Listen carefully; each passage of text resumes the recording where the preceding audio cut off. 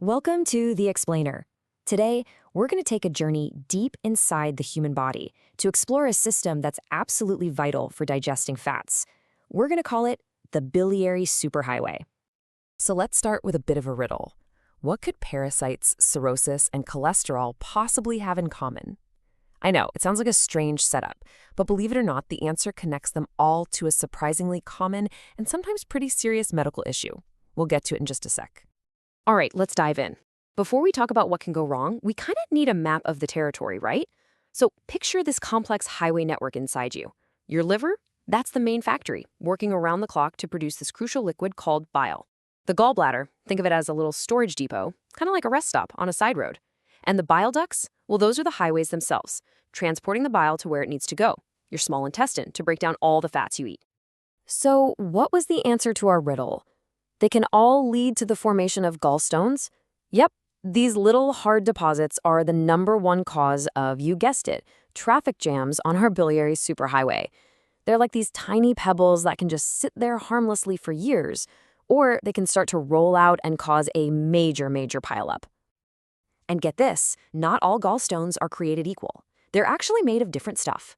The most common ones by far are cholesterol stones.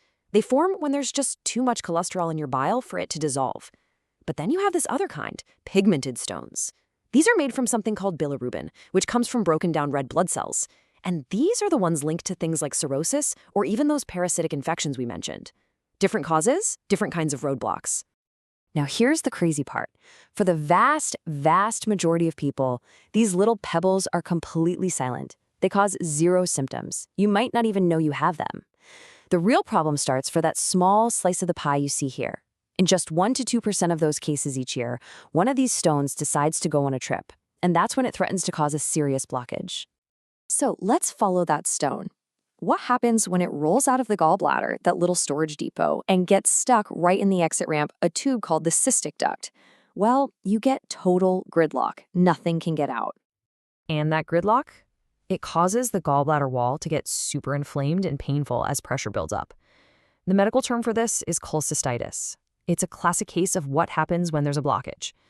But this condition actually comes with a couple of twists you might not expect. For instance, you're probably thinking, okay, inflammation, that's gotta mean there's a stone stuck in there, right? I mean, it just makes sense.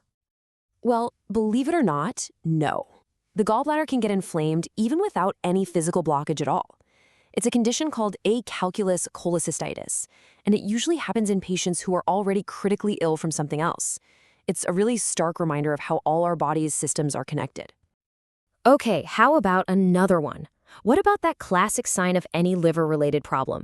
Jaundice, the yellowing of the skin and eyes? Surely that's a key sign here, right?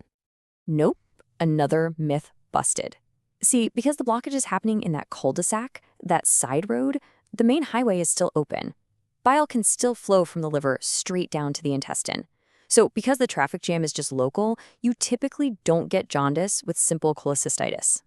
This is where things can get really serious, when a stone moves out of that cul-de-sac and gets lodged in the main highway, the common bile duct.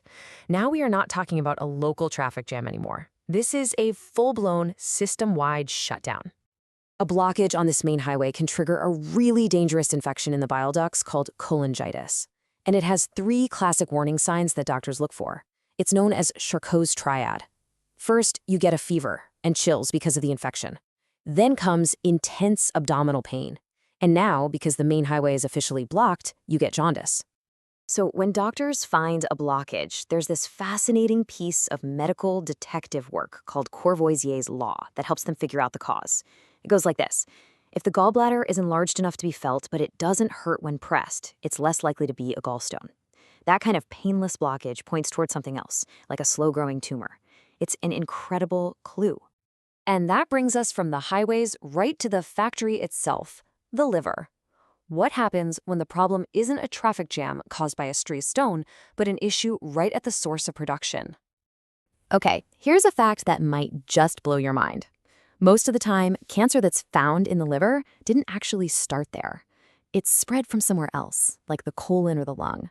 These are called secondary tumors or metastases, and they are way more common than cancers that actually originate in the liver itself. Now, for the cancers that do start in the liver, the most common type is hepatocellular carcinoma, or HCC for short, and a lot of people immediately think of alcohol. But worldwide, the single biggest cause of HCC is a virus, hepatitis B. The biggest risk factor is having cirrhosis, which is scarring of the liver, and doctors have very specific ways to diagnose it with blood markers and advanced CT scans. And the other main type of primary liver cancer, well, this brings our whole story full circle. It's called cholangiocarcinoma, and it starts in the very lining of the superhighway we've been talking about this whole time, the bile ducts themselves. You know, when you look at this whole system from a tiny, silent stone to a full-blown highway shutdown, it shows you just how interconnected everything is. It's a powerful reminder that a small problem, a small blockage, if you ignore it, can turn into a really serious crisis. And that just leaves you with one final thought. Our bodies are sending these signals all the time. The question is, are we listening?